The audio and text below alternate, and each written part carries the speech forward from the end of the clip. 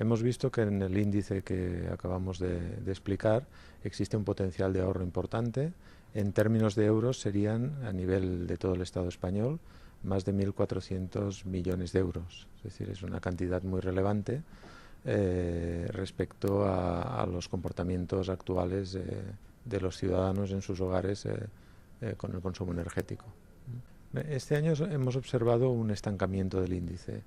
En las anteriores 3 ediciones el índice había incrementado, es decir, habíamos mejorado nuestra eficiencia, y este año hemos observado un cierto estancamiento. No se puede hablar de una tendencia, de un cambio de tendencia todavía, porque es el resultado de un año, pero sí hemos visto que, a diferencia de las 3 ediciones anteriores, el índice se ha estancado. Temas de mantenimiento, tener un mejor mantenimiento de los equipos, de los sistemas de calefacción, pueden ayudar a mejorar la eficiencia. Ahora comentaba temas de control, el utilizar programas, por ejemplo, de lavado más cortos, utilizar temperatura de agua fría, tener elementos de control del consumo de agua en los grifos. Hay un aspecto también de cultura, de tener más información sobre qué medidas se pueden llevar a cabo en un hogar, como no tener equipos consumiendo en stand-by, apagar las luces o apagar los equipos cuando no estamos en casa. Es un grupo bastante importante de pequeñas cosas a las cuales se une temas ya más que tienen que ver más con los equipos, con las calderas, tener electrodomésticos más nuevos, más eficientes, aunque en este último aspecto, que también hemos visto un estancamiento, seguramente tiene que ver la situación económica, en la que es más difícil que los hogares pues tomen decisiones de compra de nuevos equipos. La edición de este índice se enmarca en el posicionamiento del Grupo Gas Natural Fenosa en eficiencia energética, y que intentamos que este índice aporte que sea un barómetro para medir la evolución de la eficiencia energética en los hogares, y que lo ponemos desde este punto de vista a disposición de los usuarios, de las administraciones, para que podamos entre todos fomentar el uso eficiente y las buenas prácticas en la eficiencia energética, que al final se convierte en ahorro para los hogares. Pues siempre prestar atención a las temperaturas de consigna, ¿no? Es decir, cuando nos vamos a dormir, poner una temperatura un poquito más baja, porque cuando estamos en la cama, pues la casa puede estar un poquito más fría, y usar un termostato programable, y nunca tener la casa demasiado caliente. Es decir, tiene lógica en invierno mantenerse con manga larga dentro de casa o un jersey, sin tener frío en la cara, pero haciendo que la temperatura de consigna sea más baja, y eso produce un gran ahorro energético en calefacción. Esos son consejos sencillos que afectan muy poco al confort al final, y que al final se producen ahorros pues significativos. Es verdad que hay muchas carpinterías que se montaron en el boom de la construcción, ya sea de los 70 o el boom de los 90, que no se han montado carpinterías de calidad en general, no tienen lo que se llama rotura de puente térmico, es decir, no aíslan bien del exterior.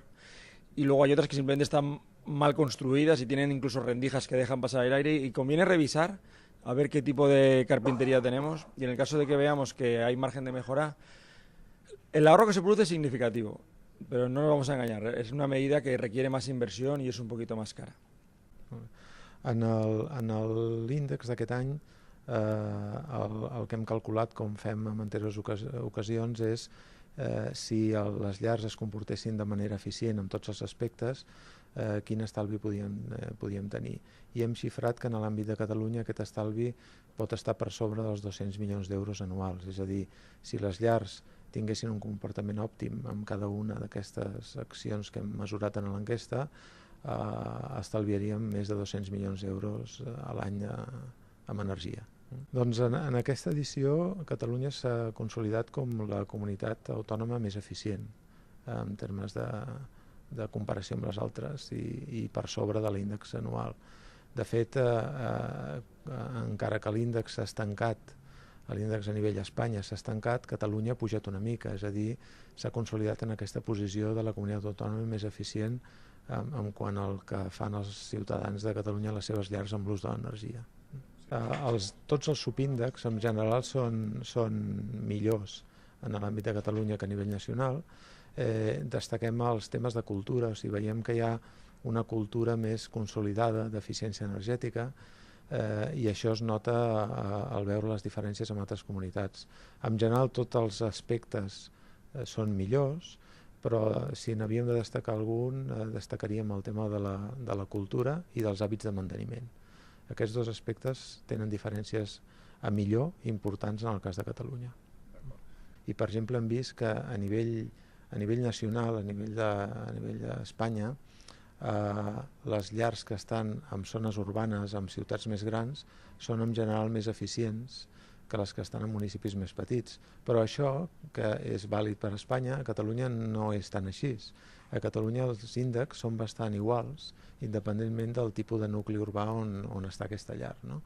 Després hem vist un altre indicador, que és que les llars que tenen, doncs, estan en un nivell, diguem, econòmic més alt, tenen índexs d'eficiència més alts. Això creiem que té molt a veure amb que la gent que té més poder econòmic ha tingut possibilitat de tindre un equipament més modern, per tant de més rendiment, i que això es nota amb l'índex. Potser aquestes són les dues coses que hem vist més rellevants.